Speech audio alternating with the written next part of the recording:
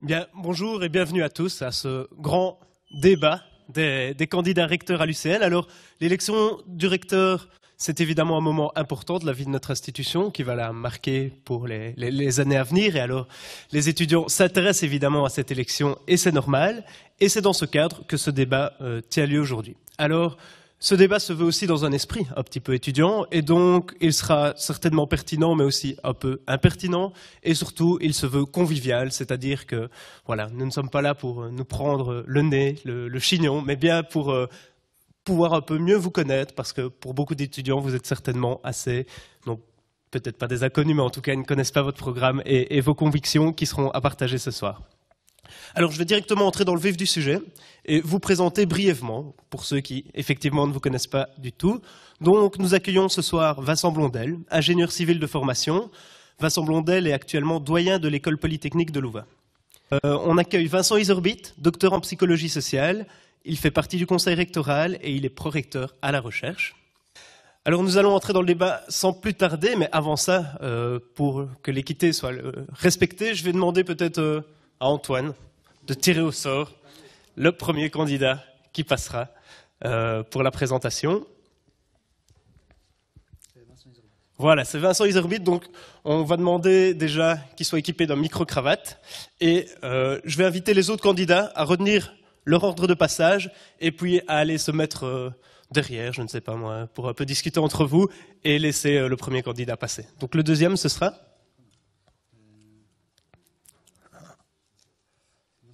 Vincent Blondel, très bien. Très bien.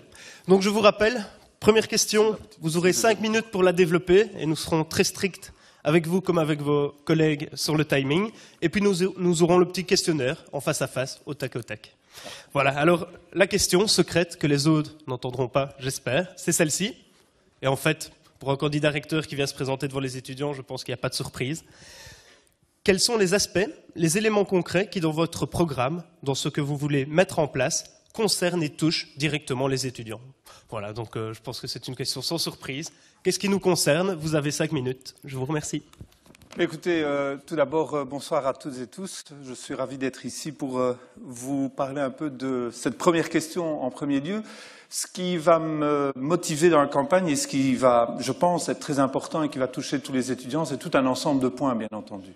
Dans la campagne, le programme que je propose touche à la fois à des aspects de vie sociale, de développement durable, mais je n'ai que 5 minutes et donc je vais certainement vouloir vous parler de choses qui sont très directement liées à la fois à l'accès à l'université et à ce qui se passe à l'université dans les programmes de formation. Je crois que c'est très important. La première chose, c'est l'accès. Alors j'ai une conviction extrêmement profonde, c'est que l'université a un rôle primordial en matière d'accueil. La chose qui compte, c'est de pouvoir effectivement constituer une espèce d'ascenseur social pour un maximum de personnes. Et il est clair que dans ce rôle-là, nous devons avoir une volonté très nette d'accueillir un maximum d'étudiants. Accueillir un maximum d'étudiants, ça veut dire aller aussi chercher des étudiants, aller proposer à des étudiants qui n'ont pas forcément, pour des tas de raisons financières, culturelles, l'habitude d'être confrontés au monde universitaire. Donc il faut vraiment faire cet effort. Je ne sais pas si vous savez, mais dans certaines universités américaines, il y a des objectifs qui sont fixés précisément pour toucher particulièrement des enfants de familles où on n'a pas antérieurement de diplôme universitaire. Je pense qu'il y a des choses à faire de ce côté-là dans notre propre pays. Alors, les accueillir dans un nombre suffisant est important, mais les orienter convenablement. Ça veut dire que les étudiants qui doivent arriver à l'université doivent aussi pouvoir s'orienter vers des disciplines qui sont celles pour lesquelles ils pourront donner le meilleur d'eux-mêmes ou d'elles-mêmes. Et pour ça, il faut donner l'occasion de s'orienter convenablement, informer, mais peut-être aussi préparer ce passage à l'université en ayant un contact avec l'enseignement secondaire. Je pense que nous devons faire beaucoup plus à l'UCL pour avoir un contact avec l'enseignement secondaire et essayer de familiariser. Bien entendu, peu d'entre vous, peu d'entre nous savent à 17 ans, en tout cas moi je ne le savais pas, ce que je voulais faire exactement.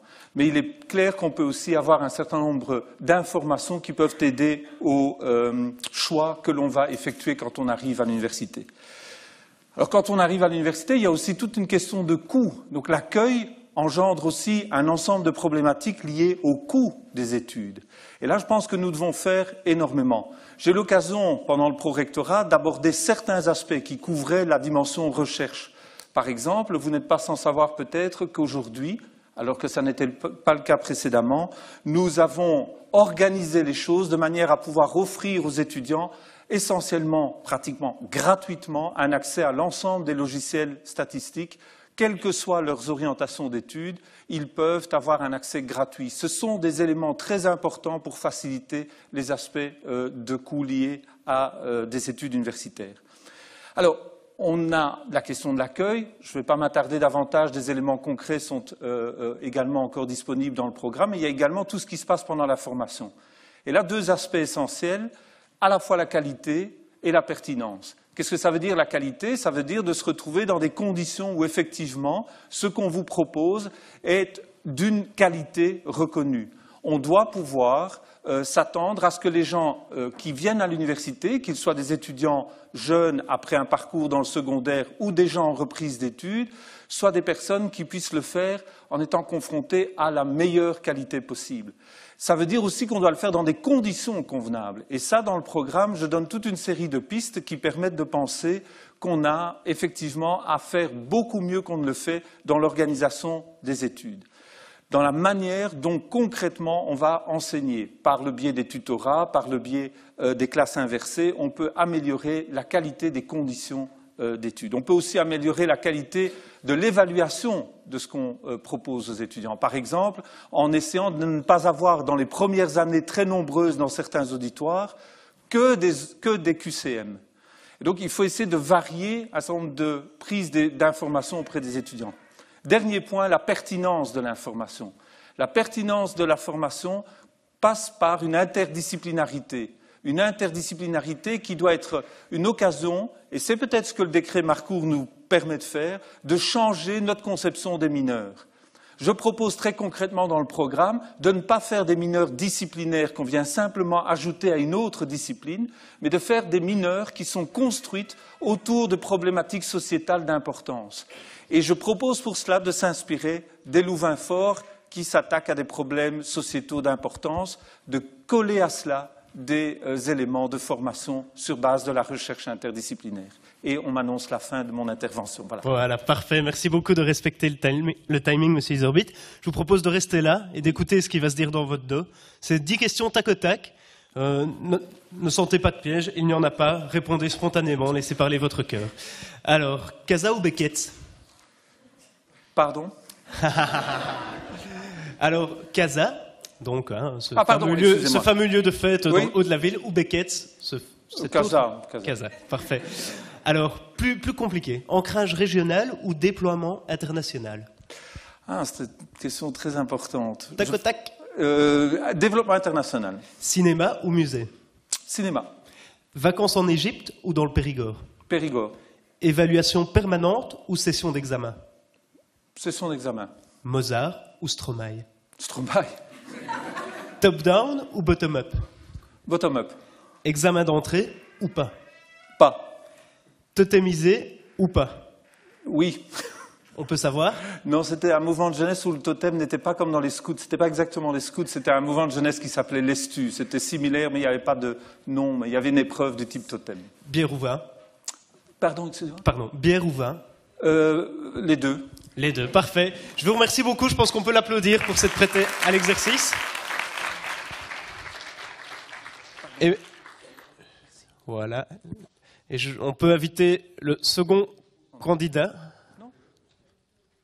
à nous rejoindre et qui va se prêter exactement au même exercice. Voilà.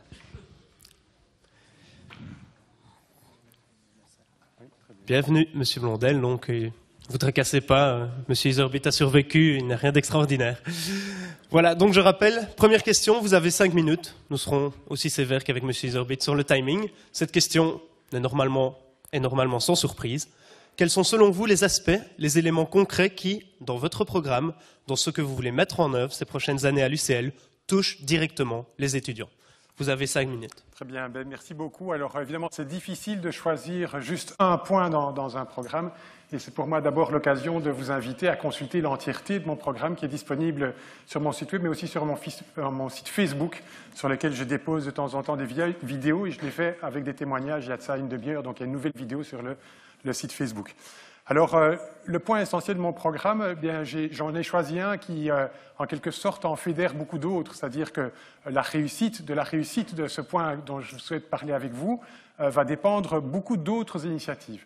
Et ce point principal, c'est un point qui a trait aux moyens dont dispose l'université. Il s'agit du refinancement des universités. Vous savez que nous sommes dans un processus. Il va nous falloir négocier avec le monde politique, mais également avec les autres universités, du mode de financement au-delà de 2016. Et donc, je souhaite, d'une part, m'impliquer pleinement dans cette négociation du refinancement de l'université, mais également de la sortie de cette enveloppe fermée qui génère une concurrence assez virulente entre les différentes universités. Alors, cet refinancement, il est pleinement légitime.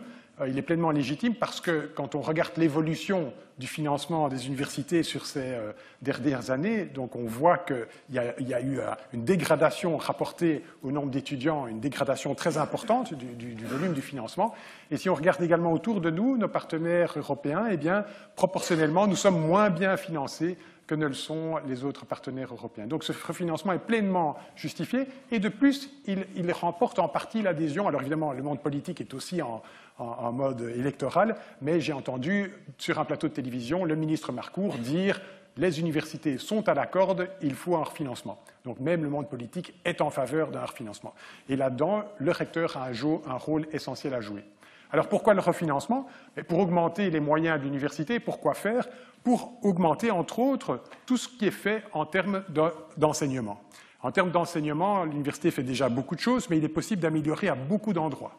En particulier, à l'interface entre les études secondaires et les études universitaires, je souhaite que là, on ait une interface de manière à ce que les étudiants puissent mieux s'orienter, mieux s'informer. C'est des choses qui peuvent être faites, entre autres, par des dispositifs où des étudiants retournent dans l'école desquelles ils sont issus et témoignent devant des élèves qui sont susceptibles de faire des choix et de commencer des études universitaires. Mais également toute une multitude de dispositifs que nous mettons déjà en place et qu'on peut améliorer, qui permet de combattre ce taux d'échec gigantesque qui est une véritable catastrophe un peu pour l'université, qui est un véritable échec pour l'université. Vous savez qu'en premier bac, les étudiants, les primo-inscrits ont un taux d'échec supérieur à 60%. C'est un échec à la fois pour les étudiants, mais aussi pour le corps professoral, et je l'ai vécu moi-même puisque j'ai enseigné par moment en premier bac pendant de nombreuses années. Faire échouer un taux aussi important, c'est un échec pour les enseignants, mais pour l'université tout entière. Il faut réduire ce taux d'échec par une série de dispositifs, et certains d'entre eux sont déjà en mise en œuvre pour le moment, comme les cours d'été, le dispositif passeport pour les bacs, le système bac en bloc, et ainsi de suite, toute une série de dispositifs qui améliorent le parcours des étudiants, des primo-arrivants. Mais pas seulement ça, également des systèmes de tutorat, où d'anciens étudiants, des étudiants qui sont dans les années supérieures peuvent enseigner aux étudiants des années inférieures, des dispositifs qui sont déjà d'application dans certaines facultés et qui pourraient être généralisés. Également mettre en place et revitaliser un dispositif que j'appréciais beaucoup, qui sont les cours Métamétis, défendre la position et le système des mineurs, qui est une spécificité de l'UCL. Le système des mineurs est une spécificité de l'UCL et elle a besoin de mineurs que pour être soutenu, mais également l'animation, entre autres dans le cadre des quotas projets. J'ai moi-même été responsable d'un quota projet quand j'étais étudiant, et donc de défendre et de développer le système des quotas projets, qui est un élément majeur de l'animation sur le site. Voilà toute une série d'exemples, mais il y en a de nombreux autres, et je vous invite donc à aller consulter le site Facebook ou bien des programmes que vous pouvez trouver à la sortie de cet auditoire. Et donc tous ces dispositifs nécessitent des moyens financiers. 2/3 du budget de l'UCL proviennent de la Communauté française de Belgique, et il nous faut donc défendre le refinancement de l'université et également la sortie de l'enveloppe fermée. Voilà un des points essentiels de mon programme. Je vous remercie. Parfait. Et nous vous remercions d'avoir respecté minutieusement le timing. Alors je vous propose maintenant de peut-être regarder le public et de m'écouter moi derrière vous pour ces 10 questions tac au tac. Et de quoi Et de me regarder moi derrière vous, de m'écouter moi derrière vous en regardant le public. Et donc c'est du tac au tac. Hein. Je ne vais pas regarder l'écran, c'est ça, si j'ai compris. D'accord, très bien. Alors, Casa ou Beckett? Casa. Ancrage régional ou déploiement international? Déploiement international. Cinéma ou musée? Musée. Vacances en Égypte ou dans le Périgord? Oh, le Périgord. Évaluation permanente ou session d'examen? C'est quoi, cette évaluation permanente? Évaluation permanente. Mozart ou Stromae? Mozart. Top-down ou bottom-up? Oh, top-down. Pardon. Bottom-up. Bottom-up. Examen d'entrée ou pas? Pas. Bière ou vin? Bière ou Vin. vin? Totémisé ou pas? Ah oui, absolument. Oui, absolument. Peut-on savoir? Disons que, excusez-moi, c'est le roi des Bleus, c'est ça, le faire, ou bien d'avoir fait baptiser. Chez les scouts, en fait. Ah, pardon, plutôt. chez les scouts. J'ai été totémisé. Et on peut savoir le petit nom? Alors, c'est un cheval. Ok, nous n'en saurons pas plus. Merci beaucoup, monsieur Blondel. Avec plaisir. On peut l'applaudir. Voilà. Alors, un petit reproche qui est souvent fait à l'UCL ou à l'AGL, c'est d'être un peu trop consensuel. Il n'y a pas assez de... Ça ne frotte pas assez. On est l'UCL, on aime bien des belles présentations, entendre les gens, mais pas forcément les voir se taper dessus. Ici, on a essayé quand même d'introduire un petit intermédiaire. Et ce petit intermédiaire, ce sera ce carton. Et donc ce carton, il va servir à chaque candidat. Donc il y aura 5 questions. Et il aura droit à lever une fois ce carton pour dire, à la fin de l'intervention de mon collègue, moi j'ai quelque chose à rajouter. Et donc c'est une seule fois, ce sera une seule fois, il faudra choisir laquelle de vos 5 questions, lequel de vos collègues vous décidez de compléter, d'attaquer, de marquer, d'intervenir. Vous utilisez ce joker comme vous voulez. Il a une valeur de 30 secondes, donc c'est pas beaucoup, mais c'est pour dire, on a envie. Vous allez voir, les questions vont vous permettre d'exposer votre programme sur certains points, vos idées, vos convictions, votre manière de fonctionner. Mais on a envie que vous disiez aussi, c'est très bien, Benoît, mais est-ce que c'est vraiment une priorité pour toi? Voilà, ça c'est le type d'interpellation qu'on attendra.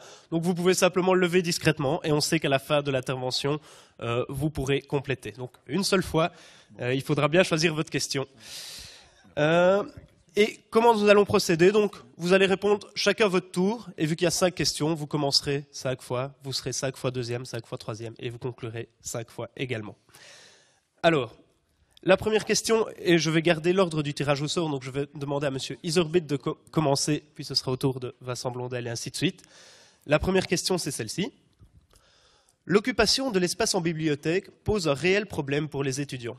Ceux qui viennent étudier prennent parfois la place de ceux qui viennent faire leurs recherches.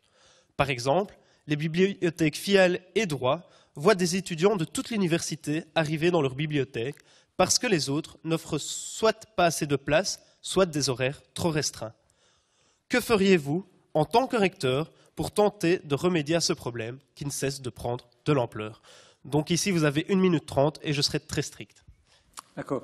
Mais je pense que c'est vraiment une question très importante et en réalité, c'est quelque chose qui est en cours de réflexion et même en cours de travail parce qu'au niveau des bibliothèques, il y a, figurez-vous, un intérêt majeur des bibliothèques et des bibliothécaires en particulier de pouvoir offrir un service qui soit de qualité aux étudiants.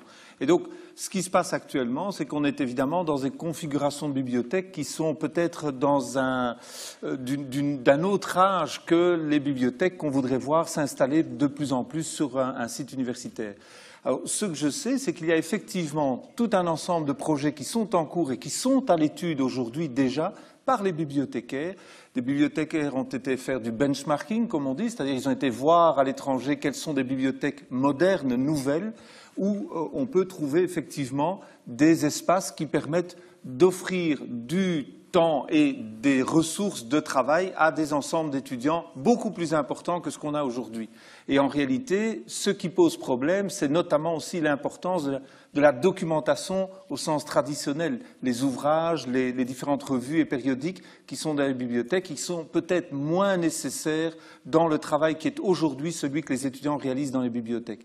Et donc je peux vous assurer qu'il y a des projets extrêmement importants et tout à fait audacieux, notamment la Bibliothèque des sciences qui est en phase de rénovation. Et tout ça se fait malheureusement, bien entendu, avec un timing qui n'est pas le timing peut-être d'une étude. Merci beaucoup, Monsieur Blondel. Même question. Oui, alors, je partage l'avis. Je crois que c'est une question importante et c'est des services qu'il faut offrir, que l'université doit offrir à l'ensemble des étudiants. Et actuellement, nous sommes un peu déficients. Donc, je connais fort bien le monde anglo-saxon qui souvent a des systèmes qui permettent d'accéder aux bibliothèques et aux espaces d'études, non pas même de 8 à 4 ou de 6, mais 24 heures sur 24. Alors, c'est une question de moyens, bien sûr, parce qu'on ne peut pas ouvrir des bibliothèques et des espaces d'études sans s'assurer qu'il y ait une forme de surveillance à la fois à l'accès et l'accès aux ouvrages. Et je trouve que nous devons aller dans une direction. Les universités du monde anglo-saxon, elles ont beaucoup de travers, hein, et donc je pourrais être très disert, et s'il y a une question qui a trait à ça, je pourrais dire une série de choses que nous ne devons absolument pas importer du monde anglo-saxon, mais en tout cas cet élément-là, c'est un élément bénéfique que nous devrions apporter. Et non seulement pour les étudiants, bien sûr, qui sont sur le site, mais c'est aussi une demande récurrente de la part d'étudiants qui ne cotent pas sur le site, qui ne cotent pas non seulement sur le site de Louvain-la-Neuve, mais sur l'ensemble des sites. Il faut des espaces d'études pendant les périodes pendant lesquelles ils n'ont pas cours. Il faut des zones dans lesquelles ils puissent travailler au calme. Voilà ma réponse. Merci beaucoup. Merci beaucoup. J'invite les auditeurs, les spectateurs à avoir les oreilles très aiguisées à ces réponses. On entend un certain unanimisme, mais je vous invite vraiment à sentir les petites différences, peut-être les différences de priorité, de conviction, d'analyse, parce que des différences, il y en a eu, croyez-moi. On va passer à la deuxième question, et c'est M. Blondel qui commencera cette fois. Cette deuxième question, si on était très terre-à-terre pour les bibliothèques, je vous invite à nous élever un petit peu. De nombreux scientifiques, dont plusieurs de nos DHC, montrent qu'une croissance zéro, voire une décroissance de notre économie sera indispensable pour répondre à des contraintes économiques, sociales et environnementales. Pouvez-vous vous engager à orienter la recherche et l'enseignement dans cette direction, ou ne vous sentez-vous pas responsable de cet enjeu? Monsieur Blondel. Moi, je crois que l'université est responsable de tous les enjeux sociétaux. Donc, elle doit s'impliquer, on doit être dans une université responsable qui s'empare des enjeux sociétaux, et ceci en est un. Mais qu'elle ne s'en empare pas en lui donnant une orientation bien spécifique, dogmatique dans un sens ou dans un autre, mais pour l'ensemble des enjeux sociétaux, elle a la responsabilité, nous devons être ce lieu neutre, objectif, d'une parole libre. Et libre, dégagé de préoccupations à la fois ou de contraintes à la fois financières, dégagé de contraintes politiques, dégagé de contraintes idéologiques. Donc, pour reprendre des exemples, je crois que quand on analyse, et celui-ci en est un, donc une analyse comme celle-ci, c'est à l'université qu'elle doit aussi avoir lieu, et pas uniquement dans les partis politiques.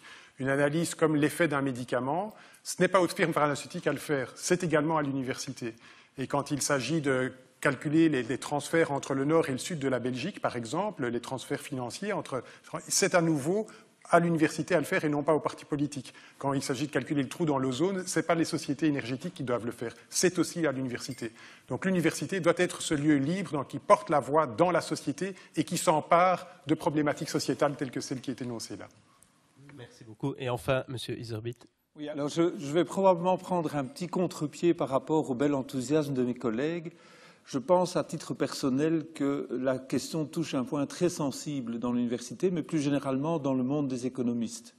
Et donc en réalité, quand vous regardez un petit peu ce qui s'est passé, ce qui se passe par exemple actuellement en France, où 450 maîtres de conférences en économie écrivent en disant qu'ils n'ont pas accès à des postes de professeurs des universités en France parce qu'il y a ce qu'on appelle en anglais des gatekeepers, des gens qui bloquent l'accès à la carrière professorale, il faut bien se dire qu'il y a une difficulté dans une discipline et au niveau de la réflexion générale dans la discipline qu'est l'économie, il y a effectivement des tensions. Il y a des tensions qui existent et qui justifient probablement, qui sont la raison pour laquelle des étudiants réclament à corps et à cri un bouleversement dans la façon dont on aborde cette discipline. Donc moi je pense qu'effectivement on a un devoir d'encourager une plus grande diversité dans les réflexions au niveau académique, au niveau de la recherche. On a un devoir de donner une chance supplémentaire à des voix qui sont peut-être un tout petit peu minoritaires par rapport à ce thème qui paraît effectivement tout à fait d'actualité, qui paraît soutenu, mais qui n'est en réalité, quand vous connaissez les chercheurs, quand vous travaillez au jour le jour avec les chercheurs, et il se fait que je l'ai fait pendant 4 ans et demi, je peux vous assurer que ces chercheurs sont un tout petit peu désespérés par rapport aux moyens qui sont effectivement disponibles pour travailler sur des thématiques comme la croissance zéro. Merci. On va pouvoir passer à la question 3, et donc il reste encore 4 jokers à dégainer ou pas. Voilà. La question est la suivante. Oui, oui. Ai-je besoin de la lire? Effectivement. 5 candidats masculins. Où sont les femmes? Tout simplement. Où sont les femmes? À la GL, elle est devant vous. Mais au conseil rectoral, on ne la voit toujours pas. Ou on les voit trop peu. Et donc, M. Iserbyt. Oui. Alors, il se fait que, je ne sais pas si vous savez, mais je suis psychologue social et ma spécialité de recherche, ce sont les relations intergroupes, la discrimination, les stéréotypes et les préjugés. Alors, je suis assez interpellé par cette question. Je pense que c'est une question véritablement importante. Il se fait qu'il y a beaucoup de choses qui sont à faire et certainement que je m'engagerai, si je suis élu, à avoir des collègues féminines dans l'équipe rectorale. Je crois que c'est crucial pour la richesse des débats et des points de vue. Mais il faut savoir qu'il y a déjà une mineure de genre à l'université. C'est d'ailleurs qu'un de mes cours est partie prenante de cette mineure de genre. Il faut savoir qu'il y a déjà une personne qui s'occupe de faire un rapport. Elle vient d'être nommée il y a 6 mois par le biais d'un subside que nous avons décroché auprès du cabinet Nollet. Et cette personne est chargée de faire un rapport. Vous devez savoir qu'il y a aussi un ensemble de dispositions qui sont déjà prises. Je pense que c'est une problématique extrêmement importante. Et là où on touche vraiment au nœud du problème, c'est à la question de savoir est-ce qu'il faut des incitants structurels ou pas. Et dans ces matières, il se fait qu'effectivement, la version forte de ce qu'on appelle les quotas, parce que c'est une question très délicate et très riche, la question forte des quotas n'est généralement pas une très bonne méthode. Mais il faut avouer aussi que dans des temps de transition, un certain type de quotas, c'est-à-dire des quotas qui sont incitatifs, est important. Donc je pense qu'il faut traiter le problème avec une position volontariste en ayant à cœur de mettre à contribution les compétences de la deuxième partie du monde. Merci. Et pour conclure, Monsieur Blondel. Oui, tout à fait. C'est un problème réel. Nous sommes considérablement en retard. Et dans mon programme, vous trouverez une page entière qui énonce une série, alors je vais en prendre quelques-unes ici pour les illustrer, mais une série de propositions extrêmement concrètes. Actuellement, certains chiffres ont été cités. C'est 53 ou 54% de filles étudiantes. Il y a 25% de professeurs. Il y a 13% seulement de professeurs ordinaires et il y a 0% de membres du conseil académique, non pas du conseil académique, mais du conseil rectoral. Donc 0% des membres du conseil rectoral qui soient féminins. Nous sommes considérablement en retard, et ce, y compris par rapport aux autres universités. L'université de Gand vient de procéder à une élection. Les élections se font en ticket et le ticket doit être mixte. À l'université à la KU Leuven, le recteur vient d'annoncer un recrutement sur 2 sera masculin-féminin.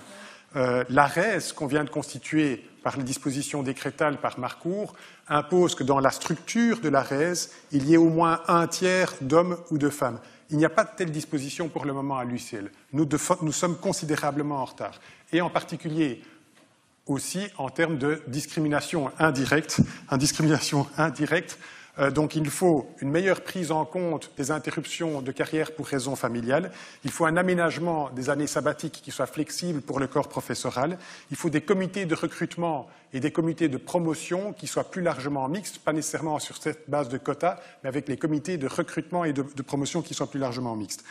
Personnellement, je ne m'engagerai pas aujourd'hui ni demain dans une équipe rectorale qui ne soit pas mixte. Ça me semble le bon sens et ça fait longtemps que ça devrait être d'application. Merci beaucoup. Alors, après cette question genrée, je vous propose une question aussi courte que complexe. L'UCL censée est-elle envisageable pour vous? Merci. Oui, je rejoins dans les grandes lignes ce que mes collègues viennent de dire. Je pense que c'est envisageable, certainement. Je pense que c'est important de se poser la question du pourquoi. Et je pense en outre que c'est important de se poser la question du quand. Pourquoi je dis que c'est important de se poser la question du quand?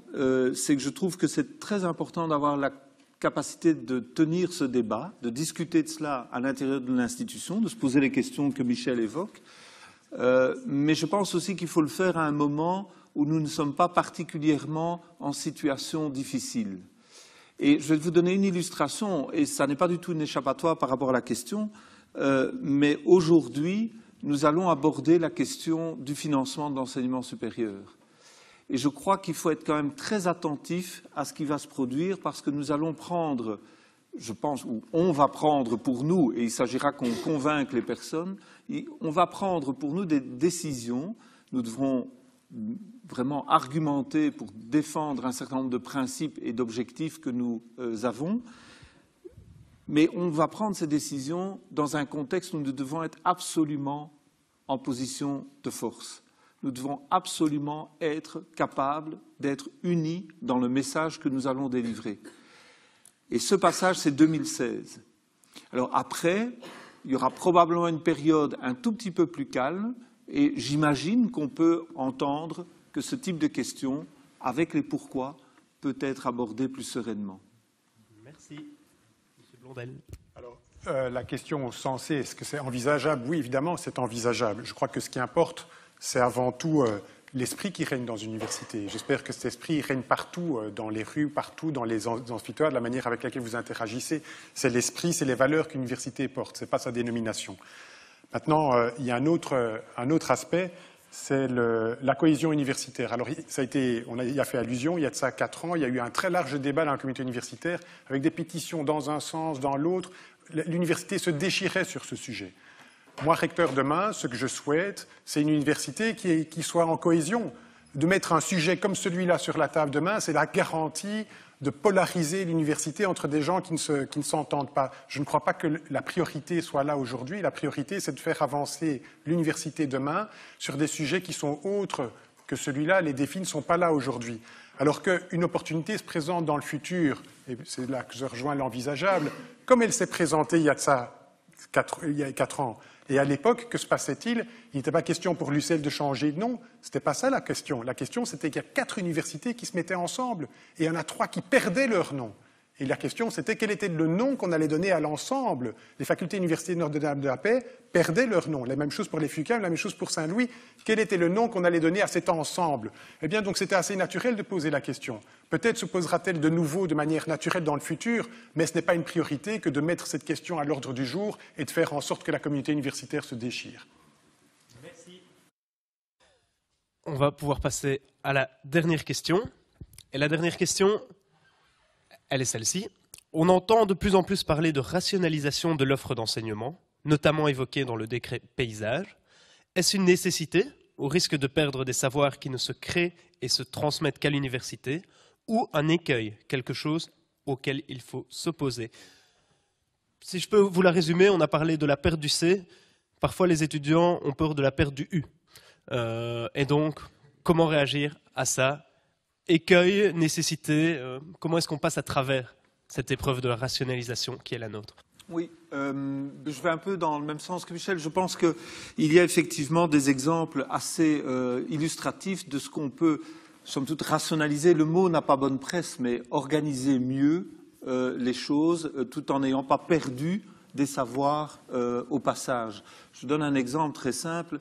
Dans la faculté, il y a quelques années, des cours de logopédie étaient très difficiles à donner parce que nous n'avions ni les professeurs ni les étudiants. Il y a peu de professeurs dans cette spécialité, pas suffisamment pour couvrir l'ensemble de la logopédie et assez peu d'étudiants. Et à l'ULB, il y avait assez peu de professeurs en logopédie et assez peu d'étudiants.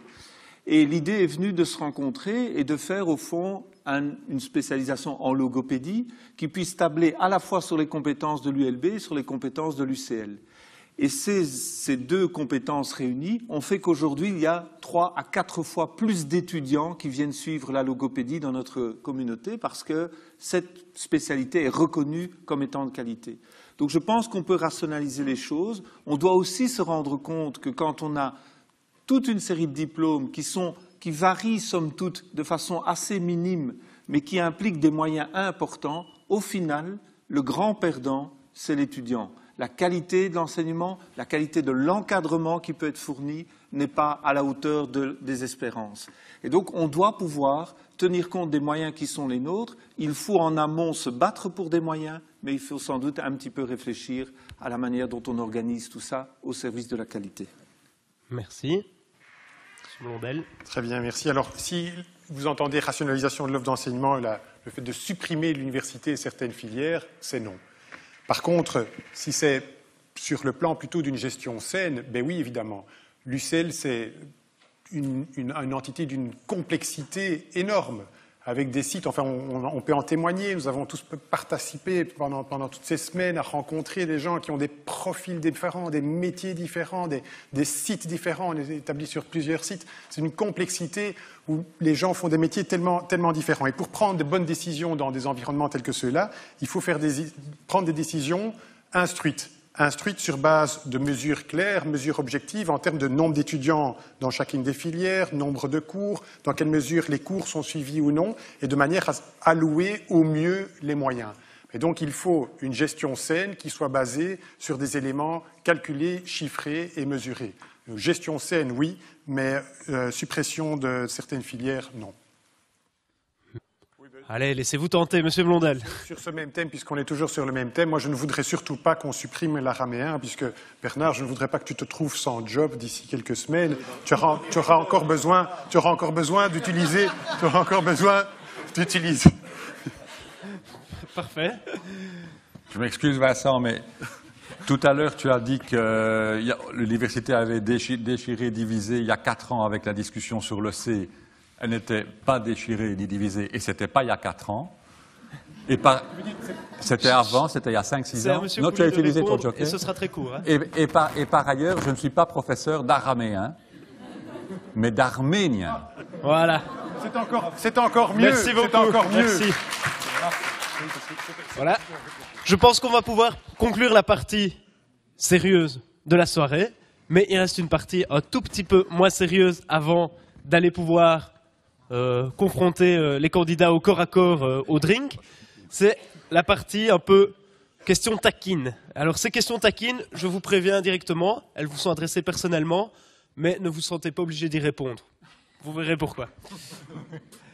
Alors la première est destinée à Monsieur Blondel. Ah pardon, elles ne sont pas dans l'ordre de ma fiche, excusez-moi. Ni pour ni contre, que du contraire. Êtes-vous d'accord avec ce slogan? Non. Et le comprenez-vous? Oui, non, mais... Les étudiants se sentent un peu frustrés de vos réponses, apparemment. Ah bon? Pas ce soir, hein, je parle de manière générale de la campagne. Voilà pourquoi cette petite question. Vous sentez touché? Non, du tout. Merci. La question suivante va être adressée à Monsieur Blondel. Et je pense qu'on pouvait lui poser la même question pour la campagne précédente. Combien de programmes avez-vous imprimés pour votre campagne? Je vous donne le chiffre exact, 800. Merci beaucoup. Ah ben voilà. Et ils sont à la sortie de l'auditoire. Hein. Ne me les laissez pas. Les étudiants aiment un peu, et c'est certainement entre eux, voilà, vous collent certaines caractéristiques, qu'elles soient... voilà, mais comme ça on a pu un peu les partager et rigoler avec vous et pas de vous. C'est là la nuance importante. Nous voilà déjà au terme de la soirée débat, donc on ne voulait pas trop lourde, je pense, en tout cas pour moi personnellement c'est passé très vite, j'espère pour vous aussi. Je tenais à remercier les candidats et les remercier sincèrement. Pourquoi ? Parce que, bien sûr, ils sont venus ce soir, ils ont passé 2 heures de leur temps alors qu'ils auraient pu aller jouer Scrabble ou faire autre chose.